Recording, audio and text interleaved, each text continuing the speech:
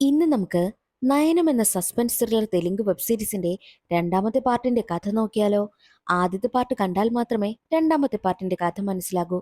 ആദ്യത്തെ part കാണാത്തവർക്കായിട്ട് part വണ്ണിന്റെ link comment ബോക്സിൽ പിൻ ചെയ്തിട്ടുണ്ടേ, കാണാൻ മറക്കരുതേ. വീഡിയോയിലേക്ക് കടക്കുന്നതിന് മുൻപായിട്ട് വീഡിയോ കാണുന്ന കൂട്ടുകാർ ഒന്ന് ലൈക്ക് ചെയ്യാനും കമന്റ് സെക്ഷനിലെ ഹൈപ്പ് എന്നൊരു ഓപ്ഷൻ ക്ലിക്ക് ചെയ്യാനും മറക്കരുതേ. രണ്ടാമത്തെ പാർട്ട് തുടങ്ങുന്ന സമയത്ത് നയൻ മാധവിയെ ഫോളോ ചെയ്ത് പോവുകയാണ്. എന്നാൽ നയനെ ഫോളോ ചെയ്ത് മറ്റൊരാൾ കൂടിയുണ്ടായിരുന്നു. അയാളാണെങ്കിലോ നയനെ ബോധം കെടുത്തി കൊണ്ടുപോവുകയാണ്. കണ്ണു തുറക്കുന്ന സമയത്ത് നയൻ തന്റെ കാറിലായിരുന്നു. അപ്പോഴേക്കും നയനൊരു കോള് വരും. ആ കോളിൽ വിളിച്ചാൽ പറയുന്നത്, ഇനി നീ മാധവിയെ ഫോളോ ചെയ്ത് കഴിഞ്ഞാൽ നിന്നെ കൊന്നുകളയും എന്നൊരു ഭീഷണിയായിരുന്നു. എന്നാലും നയനതിൽ പേടിച്ചില്ല. അവൻ ഫോളോ ചെയ്യുന്നത് നിർത്തുവാനായിട്ടും തീരുമാനിച്ചില്ല. നയൻ അങ്ങനെ തന്റെ വീട്ടിലേക്ക് എത്തുകയാണ്. അതേസമയം തന്നെ ആരോ കോളിംഗ് ബെൽ അടിക്കുന്നു. നയൻ വിചാരിച്ചിരിക്കുന്നത് തന്നെ ആ ബോധം കെടുത്തി കൊണ്ടുപോയ ആളായിരിക്കുമെന്ന. പേടിച്ചവൻ കതക് തുറക്കുന്ന സമയത്ത് ജോലിക്കാരിയായിരുന്നു. എന്നാൽ മറ്റൊരു വശത്ത് മാധവിയുടെ വീടാണ് കാണിക്കുന്നത്. മാധവി തന്റെ അമ്മായിയച്ഛനും അമ്മായിയമ്മയ്ക്കും ഒപ്പം ഇരിക്കുകയായിരുന്നു. അവൾ എന്തോ ക്രാഫ്റ്റ് വർക്കൊക്കെ ചെയ്യുകയാണ്. അതിനുശേഷം അവിടെ ഉണ്ടായിരുന്ന ക്ലോക്കിന് താഴെയായിട്ട് താൻ ഉണ്ടാക്കിയ ക്രാഫ്റ്റ് കൊണ്ടുവന്ന് വെക്കുന്നുമുണ്ട്. അടുത്ത ദിവസം മാധവിക്ക് ഒരു കോൾ വരുന്നു. പോലീസ് സ്റ്റേഷനിൽ നിന്നാണ് വിളിച്ചിരിക്കുന്നത്. എത്രയും വേഗം വരണമെന്ന് പറഞ്ഞതനുസരിച്ച് മാധവി തന്റെ അമ്മായിയച്ഛനെയും അമ്മായിയമ്മയും കൂട്ടിപ്പോകുന്നു. പോലീസുകാർ എന്താണ് പറഞ്ഞതെന്നുള്ള കാര്യം അമ്മായിയച്ഛനോടും അമ്മായിയമ്മയോടും പറയുന്നതേയില്ല. എന്നാൽ അവരെത്തിയിരിക്കുന്നത് മോർച്ചറിയിലേക്കാണ്. ഒരു ഡെഡ് ബോഡി കിട്ടിയിട്ടുണ്ട്. ആ ഡെഡ് ബോഡി ഗൗരി ശങ്കറിൻ്റെതാണോ എന്ന് ഐഡന്റിഫൈ ചെയ്യാൻ വേണ്ടിയിട്ടാണ് അവർ വിളിച്ചിരിക്കുന്നതും. അവിടെ വന്നതും അച്ഛനും അമ്മയും ഇത് തന്റെ മകനല്ല എന്നും മാധവി ഇത് തന്റെ ഭർത്താവല്ല എന്നും പറയുകയാണ്. എന്നാൽ ഇവരെല്ലാവരും വീട്ടിൽ നിന്ന് പോയ അതേ സമയം തന്നെ ഇവരെ എല്ലാവരെയും ഫോളോ ചെയ്ത് നയൻ പിന്നാലെയുണ്ടല്ലോ. മാധവിയൊക്കെ വീട്ടിൽ നിന്ന് പോയ അതേ തക്കം നോക്കി നയനാണെങ്കിൽ ഒരു കള്ളത്താക്കോലും ഉണ്ടാക്കി അവരുടെ വീട് തുറന്ന് അകത്തേക്ക് പ്രവേശിക്കുന്നു. അവിടെ മാകെ പരിശോധിക്കും. എന്നാൽ ഒന്നും തന്നെ കിട്ടിയതേയില്ല. എവിടെയായിരിക്കാം ഗൗരി ശങ്കറിന്റെ ഡെഡ് ബോഡി ഒളിപ്പിച്ചിട്ടുണ്ടാവുക എന്നായിരുന്നു നയന്റെ ചിന്ത. നയൻ അതിനു വേണ്ടിയിട്ട് അവിടെ മാകെ അന്വേഷിക്കും. എന്നാൽ അതേ സമയം തന്നെയായിരുന്നു ക്ലോക്കിന് താഴെയായിട്ടിരിക്കുന്ന ക്രാഫ്റ്റ് വർക്ക് അവൻ കാണുന്നതും. എന്നാൽ അതിനടുത്ത് പോയി നോക്കുന്ന സമയത്ത് അതിനടിയിലായിട്ട് ചെറിയൊരു ആയുധം ഇരിക്കുന്നു. നമ്മൾ ഈ ചെടിയൊക്കെ നടുന്ന സമയത്ത് ചെറിയൊരു മൺവെട്ടിയൊക്കെ യൂസ് ചെയ്യില്ലേ, അതുപോലത്തെ സാധനമായിരുന്നു അത്. അതുപയോഗിച്ചാണ് ഗൗരീശങ്കരനെ അന്നേ ദിവസം മാധവി കൊന്നതെന്നുള്ള കാര്യം നയൻ അറിയാമായിരുന്നു. അപ്പോൾ ഇതാണല്ലേ അവൾ ഇവിടെ ഒളിപ്പിച്ചിരിക്കുന്നതെന്ന് ചിന്തിച്ച് നയൻ ആ ഒരു മൺവെട്ടി പോലുള്ള ആയുധം എടുത്തുകൊണ്ട് പോകുന്നു. നയൻ പോയി കഴിഞ്ഞതും മാധവിയും അച്ഛനും അമ്മയും ഒക്കെ വീട്ടിലേക്ക് വരികയാണ്. എന്നാൽ ആ വീട്ടിൽ ആരും കയറിയതായിട്ടുള്ള ഒരു തരത്തിലുള്ള സൂചനയും മാധവിക്ക് കിട്ടിയതേയില്ല. പക്ഷേ മാധവിക്ക് ഒരു സംശയം തോന്നുന്നു. ചില സാധനങ്ങളൊക്കെ സ്ഥാനം മാറിയിരിക്കുന്നത് മാധവി ശ്രദ്ധിക്കും. മാത്രവുമല്ല, അവളൊരു ക്രാഫ്റ്റ് ഉണ്ടാക്കിയെന്ന് പറഞ്ഞില്ലേ, അതിനടിയിലായിട്ടിരുന്ന ആയുധവും കാണുന്നില്ല. അപ്പോൾ ഇവിടെ ആരോ കയറി അയാൾ ഇത് എടുത്തുകൊണ്ട് പോയി എന്നുള്ള കാര്യവും മാധവിക്ക് മനസ്സിലായി. മാധവിക്ക് നയൻ തന്നെ ഫോളോ ചെയ്യുന്നുണ്ട് എന്നുള്ള കാര്യം അറിയാവുന്നത് കൊണ്ട് തന്റെ ആ ഒരു ബോയ് ഫ്രണ്ടിനെ വിളിച്ചിട്ട് നയൻ തന്നെ ഫോളോ ചെയ്യുകയാണെന്നും അവനെ എത്രയും വേഗം തീർക്കണമെന്നും മാധവി ആവശ്യപ്പെടുന്നു. എന്നാൽ നയന്റെ മനസ്സിൽ പോലീസുകാരുടെ കയ്യിൽ എങ്ങനെയെങ്കിലും ഈ ആയുധം എത്തിക്കണം എന്ന് മാത്രം. അതുകൊണ്ട് തന്നെ നയനാണെങ്കിലോ ഒരു ഡെലിവറി ബോയെ പോലെ ആ ഒരു ആയുധം പാക്ക് ചെയ്തിട്ട് പോലീസ് സ്റ്റേഷനിലേക്കും എത്തുന്നു. ഇൻസ്പെക്ടർ അവിടെ ഇല്ലാത്തത് കൊണ്ട് തന്നെ കോൺസ്റ്റബിളിന്റെ കയ്യിലാണ് നയനത് ഏൽപ്പിച്ചിട്ട് പോകുന്നതും. എന്നാൽ അകത്തേക്ക് ആ ബോക്സുമായി വന്ന കോൺസ്റ്റബിൾ ആണെങ്കിൽ ആ ബോക്സിൽ എന്താണെന്ന് അറിയുവാൻ വേണ്ടിയിട്ട് അത് ഓപ്പൺ ആക്കി നോക്കുന്നു. ചെറിയ മൺവെട്ടി കണ്ടതും ഇതൊക്കെ എന്തിനാ ഇവിടെ കൊണ്ടുവരുന്നതെന്ന് പറഞ്ഞ് ആ മൺവെട്ടി ദൂരേക്ക് എറിയുന്നു. പക്ഷേ ആ ഒരു ബോക്സിൽ കൃത്യമായിട്ട് നയൻ കാര്യങ്ങളെല്ലാം എഴുതിയിരുന്നത് ആ ഒരു കോൺസ്റ്റബിൾ ശ്രദ്ധിച്ചതേയില്ലായിരുന്നു. അതെല്ലാം കഴിഞ്ഞ് സന്തോഷത്തോടു കൂടി തന്റെ ഫ്ളാറ്റിലേക്ക് വരികയായിരുന്നു നയൻ. കാറിൽ നിന്നിറങ്ങുന്ന സമയം നയനെ ആരോ തല്ലുന്നു. എന്നിട്ട് അയാൾ അവിടെ നിന്ന് പോവുകയും ചെയ്യുന്നുണ്ട്. നയന്റെ വിളിയും ബഹളവും ഒക്കെ കേട്ട് സെക്യൂരിറ്റിയും അവിടെ വരികയാണ്. നയൻ ഒരു കാര്യം മനസ്സിലായി, തന്നെ ആരോ ഫോളോ ചെയ്യുകയാണെന്ന്. അത് മാധവിയുടെ കള്ളക്കാമുകനാണെന്നുള്ള കാര്യം നയൻ ഉറപ്പായിരുന്നു. അങ്ങനെ നയനാണെങ്കിലോ എന്തായാലും പോലീസുകാരുടെ കയ്യിൽ ആ ഒരു മൺവെട്ടി കിട്ടിക്കഴിഞ്ഞാൽ ആ ഒരു രീതിയിലായിരിക്കും അന്വേഷണമെന്ന് സമാധാനിച്ച് വീട്ടിലിരിക്കുക. പക്ഷേ ഇൻസ്പെക്ടറിന്റെ കയ്യിൽ ആ ഒരു ബോക്സ് കിട്ടിയില്ലല്ലോ. അതുകൊണ്ട് തന്നെ ഇൻസ്പെക്ടർ ആണെങ്കിൽ ഇതൊരു മിസ്സിംഗ് കേസാണെന്നുള്ള രീതിയിൽ ഗൗരി ശങ്കറിന്റെ കേസ് അന്വേഷിക്കുകയാണ്. അതാണെങ്കിൽ നയൻ മനസ്സിലാക്കുകയും ചെയ്തു. അങ്ങനെ ഒരിക്കൽ ഇൻസ്പെക്ടറിന്റെ കയ്യിൽ ഒരു നോട്ട് കിട്ടുകയാണ്. അതിൽ എഴുതിയിരുന്നത് ഇതൊരു മിസ്സിംഗ് കേസല്ല, ഇതൊരു കൊലപാതകമാണെന്നായിരുന്നു. അത് കൊടുത്തിട്ട് പോയത് നയനായിരുന്നു. പക്ഷെ ആരാണ് ഈ നോട്ട് കൊടുത്തതെന്നുള്ള കാര്യം ഇൻസ്പെക്ടറിന് അറിയത്തില്ല. ആ ഒരു നോട്ടിൽ എഴുതിയിരിക്കുന്നത് കണ്ട് ഇൻസ്പെക്ടർ ആണെങ്കിലോ മിസ്സിംഗ് കേസ് അല്ലാതെ ഇതൊരു കൊലപാതകം എന്ന രീതിയിൽ കേസ് അന്വേഷിച്ചാലോ എന്ന് ചിന്തിക്കും. അങ്ങനെ അന്നു മുതൽ ഇൻസ്പെക്ടർ ആണെങ്കിൽ കൊലപാതകം എന്ന രീതിയിലാണ് കേസ് അന്വേഷിക്കുന്നതും. അതേസമയം തന്നെ നയന്റെ വീട്ടിൽ ആരോ ഡോറിൽ മുട്ടുന്നു. കതക് തുറന്ന് നോക്കുന്ന സമയത്ത് ആരെയും കാണുന്നതേയില്ല. എന്നാൽ അവിടെ ഒരു നോട്ട് ഇരിക്കുന്നത് കാണുന്നു. അതിൽ എഴുതിയിരുന്നത് ഇനിയും ഇതുപോലെ ഫോളോ ചെയ്തു വന്നു കഴിഞ്ഞാൽ നിന്റെ ജീവൻ ആപത്താണ് എന്നുള്ളൊരു ഭീഷണിയായിരുന്നു. ഇനിയെങ്കിലും താൻ കുറച്ചൊന്ന് സൂക്ഷിക്കണമെന്നും നയൻ ചിന്തിക്കുന്നു. നയനോട് എന്തെങ്കിലുമൊക്കെ കാണിച്ചു കഴിഞ്ഞാലും ഉടനെ തന്നെ ആ ഒരു ബോയ് ഫ്രണ്ട് ആണെങ്കിൽ മാധവിയെ വിളിച്ച് എല്ലാ കാര്യങ്ങളും പറയുന്നുമുണ്ട്. മറ്റൊരു വശത്ത് പോലീസ് ഇൻസ്പെക്ടർ ആണെങ്കിലോ മാധവി പറഞ്ഞ അശോകിനെ വിളിച്ചു വരുത്തുകയാണ്. ഗൗരിശങ്കറിനുമായിട്ട് ആകെ പ്രശ്നമുള്ളത് അശോകിനാണെന്നാണല്ലോ മാധവി പറഞ്ഞിരിക്കുന്നതും. അങ്ങനെ അശോകിനെ ചോദ്യം ചെയ്യുന്നു. നിങ്ങളും ഗൗരിശങ്കറിനും തമ്മിൽ പ്രശ്നമുണ്ടായിരുന്നില്ലേ? ഇടയ്ക്കിടയ്ക്ക് വഴക്ക് നടക്കാറുണ്ടായിരുന്നല്ലോ. അപ്പോൾ നിങ്ങളാണോ ഗൗരിശങ്കറിനെ കൊന്നതെന്ന് ഇൻസ്പെക്ടർ അശോകിനോട് ചോദിക്കുമ്പോൾ, നമ്മൾ തമ്മിൽ പ്രശ്നമുണ്ടായിരുന്നെന്നത് ശരി തന്നെയാ. പക്ഷേ ഞാൻ ആരെയും കൊന്നിട്ടില്ല. സ്കൂളിൽ പഠിപ്പിക്കുന്ന അധ്യാപകൻ വീട്ടിൽ വെച്ച് ട്യൂഷൻ എടുക്കാൻ പാടില്ല എന്നുള്ളത് റൂൾസാണ്. ആ ഒരു റൂൾസ് മറികടന്ന് ഗൗരിശങ്കരൻ ട്യൂഷൻ എടുക്കുന്നത് കൊണ്ടാണ് ഞങ്ങൾ തമ്മിൽ ആ ഒരു കാര്യം പറഞ്ഞ് വഴക്കായതും. അല്ലാതെ വേറൊരു പ്രശ്നവുമില്ല എന്ന് അശോക് പറയുന്നു. അങ്ങനെ അശോകിനെ അവിടെ നിന്ന് പറഞ്ഞു വിടുകയാണ്. എന്നാൽ അതേ സമയം തന്നെയായിരുന്നു മാധവി ആരെയോ കാണാൻ പോകുന്നത്. എന്നാലും നയനാണെങ്കിലോ ഒരു കാര്യത്തിൽ മടങ്ങാതെ അവൻ മാധവിയെ ഫോളോ ചെയ്തു പോകുന്നു. മാധവി നേരെ ചെല്ലുന്നത് അശോകിനടുത്തേക്കാണ്. രണ്ടുപേരും ഓരോന്നൊക്കെ സംസാരിച്ചുകൊണ്ട് നിൽക്കുന്നതും നയൻ ശ്രദ്ധിക്കുന്നു. അശോകിന്റെ പേര് ഈ ഒരു കേസിൽ വലിച്ചഴിച്ചതുകൊണ്ട് അശോക് മാധവിയെ വിളിച്ച് വഴക്ക് പറയുകയാ. എന്നാൽ നയൻ കരുതിയിരിക്കുന്നതോ ഇവർ രണ്ടുപേരും ചേർന്നായിരിക്കും ഗൗരി ശങ്കറിനെ കൊന്നിട്ടുണ്ടാവുക. മാധവിയുടെ കള്ളകാമുകൻ അശോക് ആയിരിക്കുമെന്നും നയൻ കരുതുന്നു. അങ്ങനെ നയൻ പിന്നീടുള്ള ദിവസങ്ങളിൽ അശോകിനെ ഫോളോ ചെയ്യുകയാണ്. എന്നാൽ മറ്റൊരു വശത്ത് പോലീസ് ഇൻസ്പെക്ടർ ആണെങ്കിലോ ഇത് കൊലപാതകം എന്ന രീതിയിൽ അന്വേഷണവും ആരംഭിച്ചല്ലോ. അതുകൊണ്ട് തന്നെ ഗൗരി ശങ്കരൻ ട്യൂഷൻ എടുക്കുന്ന കുട്ടികളുടെ വീട്ടിലൊക്കെ ചെന്ന് കുട്ടികളോട് ഓരോ കാര്യങ്ങളൊക്കെ ചോദിക്കുകയാണ്. അതേസമയം തന്നെയായിരുന്നു ഇൻസ്പെക്ടറിന്റെ ദേഹത്തേക്ക് ഒരു ബോൾ വന്ന് വീഴുന്നത്. ആ ബോൾ ഓപ്പൺ ആക്കി നോക്കുന്ന സമയത്ത് ഇനിയും എന്തിനാ താമസിക്കുന്നത്, ഇതൊരു മർഡറാണ്, ആ ഒരു രീതിയിൽ കേസ് അന്വേഷിക്കേ, ഞാൻ അയച്ച കാര്യമൊന്നും കിട്ടിയില്ലേ എന്നുള്ള കാര്യവും ആ ലെറ്ററിൽ എഴുതിയിരുന്നു.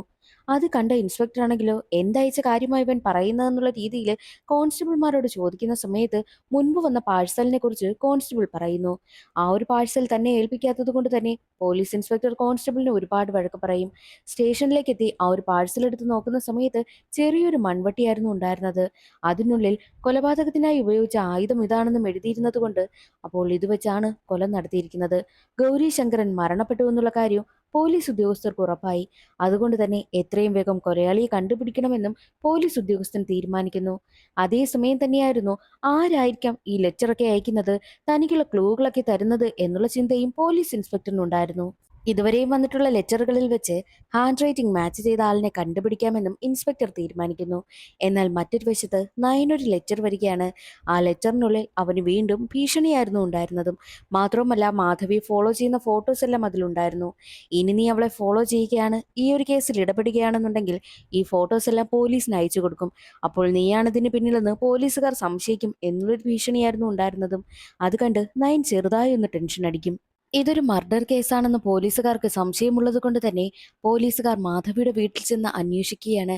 എന്തെങ്കിലും ക്ലൂ കിട്ടുമോ എന്ന് നോക്കും. പക്ഷെ ഒന്നും തന്നെ അവർക്ക് കിട്ടിയതേയില്ലായിരുന്നു. അങ്ങനെ പോലീസുകാർ അവിടെ നിന്ന് പോവുകയാണ്. എന്നാൽ പോലീസുകാരുടെ കൈവശം ഒരു കള്ളൻ വന്നു പെടുന്നു. ആ കള്ളനെ പരിശോധിക്കുന്ന സമയത്ത് കള്ളന്റെ കയ്യിൽ നിന്നും ഗൗരി ശങ്കറിന്റെ പേഴ്സ് കിട്ടുകയാണ്. അതിൽ ഗൗരി ശങ്കറിന്റെ ഐഡന്റിറ്റി കാർഡും ഒക്കെ ഉണ്ടായിരുന്നു. അതോടുകൂടി ഇനി ഇയാളായിരിക്കുമോ ഗൗരി ശങ്കറിനെ കൊന്നിട്ടുണ്ടാവുക എന്ന സംശയം പോലീസുകാർക്കുണ്ടാകുന്നു. അങ്ങനെ അയാളെ വിരട്ടി ചോദ്യം ചെയ്യുന്ന സമയത്താണ്, സാറേ ഞാനൊന്നും ആരെയും കൊന്നിട്ടില്ല, ദേ എനിക്കിതാ ഈ പേഴ്സ് ഇവിടെ നിന്നാണ് കിട്ടിയെന്ന് പറഞ്ഞ് ആ സ്ഥലവും കൊണ്ടുവന്ന് കാണിക്കുന്നു. ഒരു സ്ത്രീയാ രാത്രി കൊണ്ടുവന്ന് ഇത് ഉപേക്ഷിച്ചത്, ഞാൻ ആ സ്ത്രീയെയും കണ്ടിരുന്നു എന്നും കള്ളൻ പറയുന്നു. സ്ത്രീയുടെ മുഖം നിനക്ക് നന്നായിട്ട് ഓർമ്മയുണ്ടോ എന്ന് ചോദിക്കുമ്പോൾ ഓർമ്മയുണ്ടെന്നും കള്ളൻ പറയുന്നു. ആ സ്ത്രീയുടെ ചിത്രം വരയ്ക്കണമെന്ന് പറഞ്ഞ് കള്ളനെയും കൂട്ടിക്കൊണ്ട് പോലീസുകാർ അവിടെ നിന്ന് പോകുന്നു. അങ്ങനെ കുറച്ചു കഴിഞ്ഞ് പോലീസുകാർ നേരെ വരുന്നത് വീണ്ടും മാധവിയുടെ വീട്ടിലേക്കാണ്. മാധവി അവിടെ ഇല്ലായിരുന്നു. മാധവി വരുന്നത് വരെ പോലീസുകാർ അവിടെ വെയിറ്റ് ചെയ്യും. അങ്ങനെ മാധവി വരുന്ന സമയത്ത് ഗൗരിശങ്കറിന്റെ പേഴ്സും ID കാർഡും ഒക്കെ കൊണ്ടുവന്ന് കാണിച്ചിട്ട്, ഗൗരിശങ്കറിന്റെ പേഴ്സ് ഒരു കള്ളന്റെ കയ്യിൽ നിന്ന് ഞങ്ങൾക്ക് കിട്ടിയതാ, ഈ പേഴ്സ് കൊണ്ട് കളഞ്ഞിട്ട് പോയത് ഏതോ സ്ത്രീയാണെന്നാ പറയുന്നത്, ആ സ്ത്രീയെ കള്ളൻ വ്യക്തമായും കണ്ടിരുന്നു, അതുകൊണ്ട് തന്നെ അവരുടെ ചിത്രം വരയ്ക്കുവാനായിട്ട് ഏൽപ്പിച്ചിട്ടുണ്ട്, ഉടനെ തന്നെ ആ സ്ത്രീയുടെ ചിത്രം കിട്ടും, അപ്പോൾ ആ ചിത്രം കൊണ്ടുവന്ന് കാണിച്ചു തരാമെന്ന് പറഞ്ഞ് മാധവി ഒന്ന് കുത്തിയതിനു ശേഷമാണ് പോലീസുകാർ അവിടെ നിന്ന് പോകുന്നത്. പോലീസുകാർക്ക് മാധവിയെ നല്ല സംശയമുണ്ടായിരുന്നു. എന്നാൽ മാധവിക്കാണെങ്കിൽ വല്ലാതെ ടെൻഷനാകുവാനായും തുടങ്ങി. മാധവി ഉടനെ തന്നെ തന്റെ കള്ള കാമുകനെ കാണുവാനായും എത്തിയിട്ടുണ്ട്. കള്ളകാമുകന്റെ മുഖം നമ്മളെ കാണിക്കുന്നതേയില്ല. പ്രശ്നം രൂക്ഷമായി കൊണ്ടിരിക്കുകയാണ്. എന്തെങ്കിലും ചെയ്യണമെന്നൊക്കെ മാധവി കള്ളകാമുകനോട് പറയുന്നു. എന്നാൽ മറ്റൊരു വശത്ത് അശോക് പോലീസ് ഉദ്യോഗസ്ഥനെ കാണുവാൻ വേണ്ടിയിട്ട് എത്തിയിരിക്കുക. അശോകിനെ ഫോളോ ചെയ്യുന്ന നയനാണെങ്കിൽ ഒരു സമയത്ത് അശോകിനടുത്തെത്തി ഗൗരീശങ്കറിന്റെ കാര്യമൊക്കെ ഓരോന്ന് ചോദിച്ചറിയുകയായിരുന്നു. എന്നാൽ ഇത് കാരണം അശോകിന് അവനെ നല്ല ഡൗട്ടുള്ളത് കൊണ്ട് തന്നെ പോലീസുകാരടുത്തെത്തി നയനെ പറ്റിയുള്ള കാര്യങ്ങൾ പറയുന്നു. പക്ഷേ പേരൊന്നും എനിക്കറിയത്തില്ല, ആള് വന്ന വണ്ടി അറിയാമെന്ന് പറഞ്ഞ് വണ്ടിയുടെ ഡീറ്റെയിൽസ് ഒക്കെ പറഞ്ഞു കൊടുക്കുന്നു. അങ്ങനെ ആ ഒരു വണ്ടിയെക്കുറിച്ച് അന്വേഷിച്ച് നേരെ എത്തിയിരിക്കുന്നത് നയന്റെ ക്ലിനിക്കിലേക്കാണ്.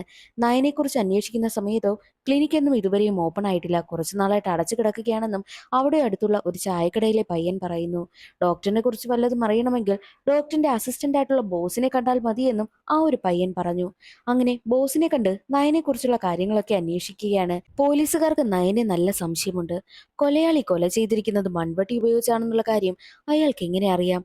അപ്പോൾ ഈ കൊലപാതകവുമായിട്ട് അയാൾക്ക് എന്തെങ്കിലും ബന്ധമുണ്ടോ എന്ന സംശയമൊക്കെ പോലീസുകാർക്കുണ്ടാകുന്നു. അതുകൊണ്ട് തന്നെ നയനു വേണ്ടിയിട്ടുള്ള അന്വേഷണവും ആരംഭിക്കുകയാണ്. എന്നാൽ ഈ നയനാണെങ്കിൽ തന്റെ ക്ലിനിക്കിലെ ആ ഒരു രഹസ്യ റൂമിലാണ് ഒളിഞ്ഞിരിക്കുന്നതും. ഈ ഒരു കാര്യം ആർക്കും തന്നെ അറിയത്തേയില്ല. മാത്രമല്ല, നയനെ പോലീസുകാർ അന്വേഷിക്കുന്നു. കൂടാതെ ആ ഒരു ഫൈനാൻസുകാരനാണെങ്കിൽ നയനെ വിളിച്ച് ടോർച്ചർ ചെയ്തുകൊണ്ടിരിക്കുന്നു.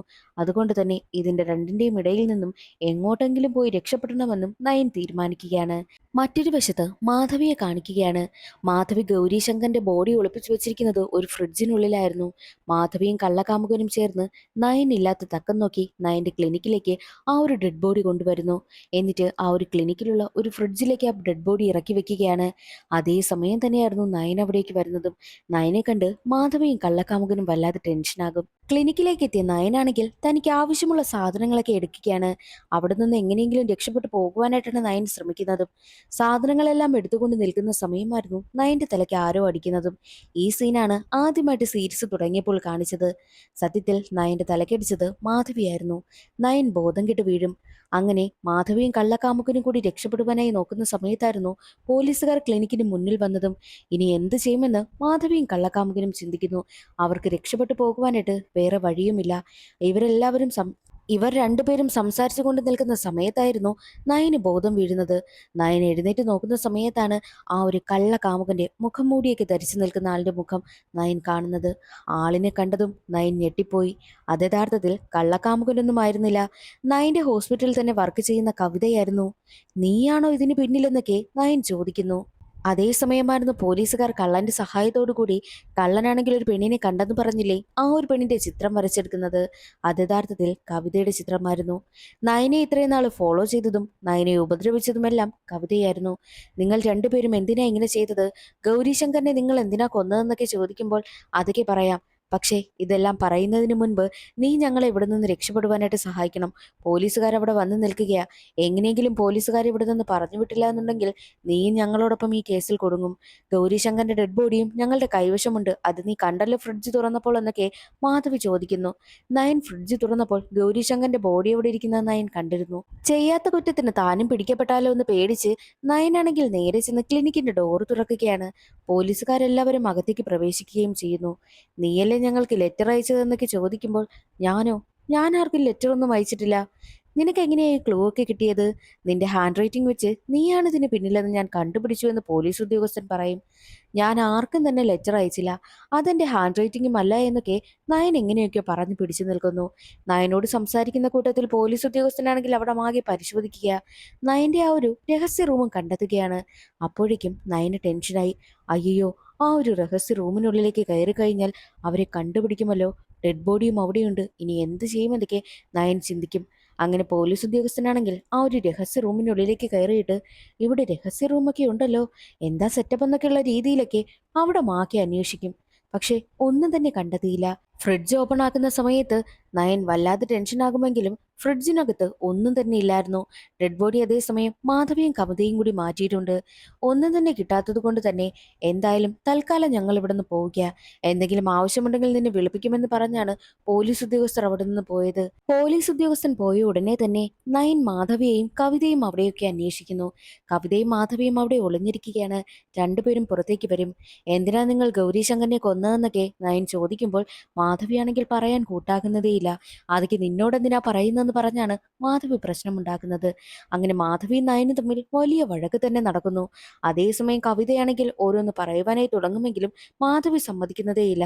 അവസാനം മാധവിയും നയനുമായിട്ട് വലിയ വഴക്കാവുകയും ഒടുവിൽ അവർ തമ്മിൽ കയ്യേറ്റം വരെയാകുന്നു. ആ ഒരു ഫൈറ്റിനൊടുവിൽ ക്ലിനിക്ക് മുഴുവൻ പുക ഉയരുകയാണ്. അതേസമയം അതിനിടയിലൂടെ പോലീസ് ഇൻസ്പെക്ടർ അവിടേക്ക് വരുന്നു. സത്യത്തിൽ പോകുന്നെന്ന് പോലീസ് ഇൻസ്പെക്ടർ കള്ളം പറഞ്ഞതാണ്. പോലീസ് ഇൻസ്പെക്ടർ ആ ക്ലിനിക്കിൽ തന്നെ ഒളിഞ്ഞിരിക്കുന്നുണ്ടായിരുന്നു. അതുകൊണ്ട് തന്നെ ഇവർ സംസാരിക്കുന്നതെല്ലാം പോലീസ് ഇൻസ്പെക്ടർ കേൾക്കുന്നുണ്ടായിരുന്നു. അങ്ങനെ കവിതയെയും നയനെയും മാധവിയെയും പോലീസ് ഇൻസ്പെക്ടർ കൈയോടെ പൊക്കി. എന്താണ് നടന്നതെന്ന് അവരോട് ചോദിക്കുകയാണ്. എന്തിനാണ് അവർ ഗൗരി ശങ്കറിനെ കൊന്നതെന്നാണ് 6ാമത്തെ എപ്പിസോഡിൽ കാണിക്കുന്നത്. പക്ഷേ നിർഭാഗ്യവശാൽ 6ാമത്തെ എപ്പിസോഡിന്റെ വീഡിയോ കിട്ടിയതേയില്ല. അതുകൊണ്ട് ഞാൻ കണ്ടത് വെച്ച് കഥ നിങ്ങൾക്ക് പറഞ്ഞു തരാം. 6ാമത്തെ എപ്പിസോഡ് തുടങ്ങുമ്പോൾ മാധവിയും കവിതയും ചേർന്ന് ഗൗരീശങ്കറിനെ കുറിച്ചുള്ള ഞെട്ടിക്കുന്ന ഒരു കാര്യം തുറന്നു പറയുകയാണ്. സത്യത്തിൽ മാധവിയെ ഗൗരീശങ്കരൻ പ്രണയിച്ച് വിവാഹം കഴിച്ചതാണെന്നല്ലേ പറഞ്ഞത്. ഇവർ തമ്മിൽ ഒരുപാട് വയസ്സിന്റെ വ്യത്യാസവുമുണ്ട്. എന്നാൽ ഈ ഗൗരീശങ്കരനാണെങ്കിലോ മാധവിയുടെ വീട്ടിൽ ട്യൂഷൻ എടുക്കാൻ വരുമായിരുന്നു. മാധവിയുടെ സൗന്ദര്യം കണ്ട് ഗൗരീശങ്കറിന് മാധവിയോട് മോഹം തോന്നി. അങ്ങനെ ഗൗരീശങ്കരനാണെങ്കിൽ തന്റെ വിദ്യാർത്ഥിനിയാണെന്ന് പോലും ചിന്തിക്കാതെ ചോക്ലേറ്റിൽ മയക്കുമരുന്ന് കലർത്തിക്കൊണ്ടുവന്നു. ആ ഒരു ചോക്ലേറ്റ് മാധവിക്ക് കൊടുക്കുകയുണ്ടായി. മാധവി അത് കഴിച്ചതും അവളുടെ ബോധം പോയി. ആ തക്കം നോക്കി ഗൗരീശങ്കരൻ മാധവിയുമായിട്ട് ഫിസിക്കൽ റിലേഷൻഷിപ്പിൽ ഏർപ്പെട്ടു. എന്നാൽ ഇത് മാധവിയുടെ അമ്മ കണ്ടുകൊണ്ടുവന്നു. അതോടുകൂടി അമ്മ കരുതിയത് മാധവിയും കൂടി അറിഞ്ഞുകൊണ്ടാണ് ഗൗരീശങ്കറിനൊപ്പം ഫിസിക്കൽ റിലേഷൻഷിപ്പിൽ ഏർപ്പെട്ടതെന്നാണ്. തന്റെ മകൾ അങ്ങനെ ഒരു പ്രവൃത്തി ചെയ്തത് കൊണ്ട് തന്നെ ഇതൊക്കെ പുറത്തറിഞ്ഞാൽ നാണക്കേടല്ലേ എന്ന് ചിന്തിച്ച് അമ്മയാണെങ്കിൽ സാറിന്റെയും മാധവിയുടെയും വിവാഹം നടത്തുവാനായും തീരുമാനിച്ചു. ഗൗരീശങ്കറിനും വേറെ വിവാഹം കഴിക്കാത്തത് കൊണ്ട് തന്നെ അമ്മയാണെങ്കിലോ ഗൗരീശങ്കറിന്റെയും മാധവിയുടെയും വിവാഹം നടത്തുവാനായും തീരുമാനിച്ചു. വിവാഹം നടത്തുവാനായിട്ട് തീരുമാനിച്ചതിന് മറ്റൊരു കാരണം കൂടിയുണ്ട്. ഈ മാധവിയാണെങ്കിൽ ഇതിനിടയിൽ വെച്ച് പ്രഗ്നന്റുമായി. അതുകൊണ്ട് തന്നെയാണ് പെട്ടെന്ന് തന്നെ വിവാഹം നടത്തിയതും. വിവാഹമൊക്കെ കഴിഞ്ഞതിന് ശേഷം ഗൗരീശങ്കരൻ മാധവിയെ കൊണ്ട് ആ ഒരു കുഞ്ഞിനെ അബോർഷൻ ചെയ്യിപ്പിക്കുകയാണ് ചെയ്തതും. അതിന് കാരണമായി പറയുന്നത് മാധവിയുടെ സൗന്ദര്യം പോകുമത്രേ.